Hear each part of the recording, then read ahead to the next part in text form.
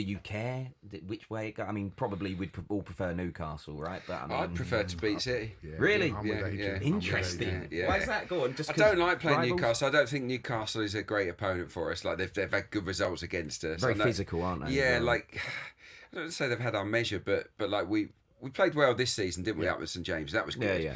But Eddie Howe has got a good record against Arteta. I think obviously Arteta in recent times has done well against Pep, and I think that City are a little bit worried about us, if truth be told. And I think that City, even though they low blocked us at Emirates, I think in a cup final, surely they would have to step on it a little bit, and therefore we could maybe pick them off. So I'd rather. Obviously, you don't want to lose to anyone at Wembley, but it would be more satisfying to beat Pep Guardiola and Manchester City at Wembley for sure. Yep, 100% in agreement with Adrian on that one. 100%. And let's be honest, we might play them in the Champions League. Yeah. And so it is time. If we want to become the league champions, everyone says Arsenal need to win big games. This is it, isn't it? The big games are coming against the big English teams. So we have to do it. And I can't wait. I want it to be City. Right. I want it to be City. It's time to turn a page, isn't it, in history? It really is. It's funny how things change, isn't it? A few years ago, there's no way we would have been saying that, and now you're relishing the chance of playing it's them. really important that you leave a message on the game.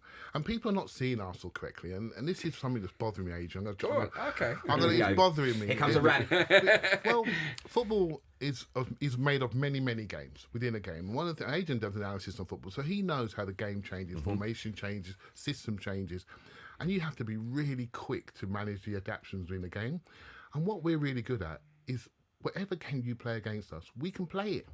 That is our trick. That is our number one thing. Whatever you do, we can adapt to it quickly and say, okay, I can see what you're doing.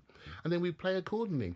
When they open up like Leeds, we do what we have to do. You know. So I don't think it's been recognised yet, and it won't be recognised until we win something. I understand that, but when we do, this team will be given its proper flowers. Oh, I like that. Well, let's talk about Leeds, because it's been a fantastic couple of days for Arsenal, because there's a lot of noise, and there has been all season, and I get that when you're at the top and people are chasing you, but there's been a lot of noise. How important was it for us to just silence that with a 4-0 victory and a clean sheet up at Ellen Road, which is a tough place to go? Yeah, it was convincing, wasn't it? It was just a convincing performance.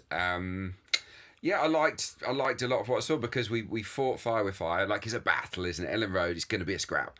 But we rolled up our sleeves, we matched them, and then our quality came through. But what I really liked was, the team selection. I liked Gyökeres with Havertz. I thought it was the right time to try that. And obviously, from the start, I think the pair of them did all right. Even though Havertz didn't influence the game massively, I think it worked. And then we went to the plan B, brought on Ødegaard and Jesus and Martinelli, and it changed, and we just sliced through them. I really like the football, and it's amazing how people just forget that, you know. And I love what Clive said there, because Liverpool, when they were winning everything, were kind of, especially under Klopp, they had this one way of playing. You know, it was the gegenpressing, the 4-3-3, the high intensity. City, we know what their style is. But Arsenal, we can just morph into whatever we like. Chameleons. We are.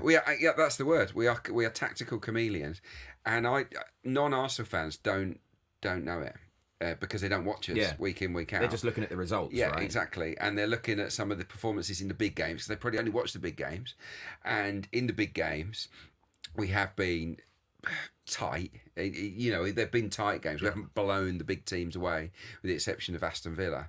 So people they're underwhelmed by us, and that's brilliant, because they can be underwhelmed until we've got, I don't know, 1, 2, 3 Adrian in the bag. I don't know. Why do you think? I mean, maybe. I'll take one. We're all getting carried away, aren't we?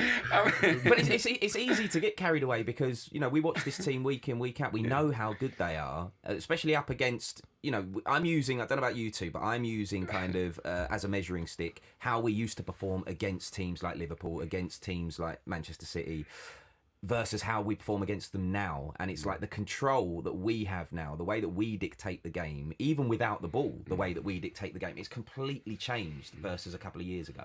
Yeah, and the players have improved, they've grown up. But let's have a look at the last couple of games. I mean, 5 minutes before kick-off, your phone goes off and Saka's not starting. Yeah. A year ago, that may have been Raheem Sterling playing in that game. Yeah. And so now we bring on Noni Madueke, who basically tears that game up and does what he has to do. Yesterday, Odegaard's not there. A bit of a surprise. Eze comes in. It's a bit much more of an off-the-ball game. So you have to work very hard off the ball, wasn't so much on the ball, but we're able to cope. He stays on for 96 minutes and has a decent game. This is the change in the group, and so we should feel more confident. So we've improved our squad, but we've also grown up. Grown up and matured, and we're happy to make good decisions. So I'm really pleased where we are. Really.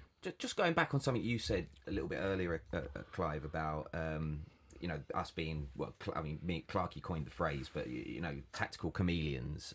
It was your anecdote.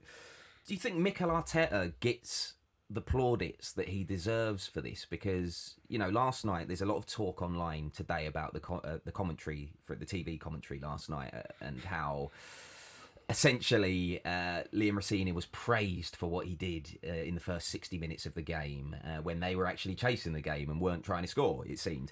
And it feels like Mikel Arteta doesn't get given the same grace sometimes, even though the tactical masterclass we see every week, where he's adapting the players, the personnel, the tactics, the formation. It feels like he doesn't get that celebration around him.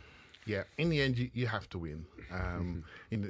Sometimes it makes me feel you have to be liked, and I'm not sure how liked Mikel is in the wider world. And it sounds very cheap analysis, but I think it's true. I think people are happy to see him fail. I think it's news if Arsenal don't succeed, and so it's important that we stay focused on the actual job. I think I can see things that we're doing, which I really, really love. But in the end, you can't speak with chest until you have a trophy in the cabinet, and that's the truth. That's the measure today. I do think that the game's missed. I do think we're miscast, but it doesn't matter what I think. We have to go and win, and then we're on the path. And this has been growing for 2-3 years now, and we are here ready to win. And I think we're the best team, but we still have to do it. Right? So I'm holding fire, shall we say? Yeah. There's a bit of siege mentality from my perspective as well. I quite like the fact that it feels that a lot of rival fans and potentially people in the media don't necessarily warm to Mikel, but we all love him, because of the way that he is. Even just the little stupid stuff, outside his technical area and all of that, it winds people up, but I love it. So yeah, he's got his hands on everything. His fingerprints are on everything. The pre-match stuff. Yeah, I think he has a say in that. Well, London forever. That was his idea. Yeah. I also think in the Chelsea game, you'll have noticed where the Chelsea supporters were. So they had the bottom corner as normal, but then they had the upper corner rather than the whole clock end lower. I don't know, but I suspect that someone from the football department, maybe him, has said, "Can we not do that anymore? Yeah, because I feel it gives them an advantage. Let's stick them up high." And I couldn't really see them from my vantage point in the press box, but I didn't really hear Chelsea fans last night. They were very much periphery figures, and I think that little attention to detail like that makes a difference. I mean, long may that stuff continue. I think it is important. We've spoken about this, Clarke, over the years. I think it is important to be able to see away supporters on the lower tier, but to give them the whole clock end, I think, is a bit too much. Because how many European away days have we been to where you are up in the gods behind a net? Exactly. You know what I mean? So yeah, I feel like you were going to disagree there. No, I was going to agree because it didn't take long. Newcastle last year, Manchester United. I mean, they dominated the ground, didn't they, on that lower end? And it does affect the atmosphere. It does affect the players. So I thought it was a masterclass to stick him up there. I couldn't see him, and I didn't care. Right? Didn't have much to shout about anyway, did they? Are we going to win the Carabao then? I think we will. Okay. I think we will. I think we're ready to win.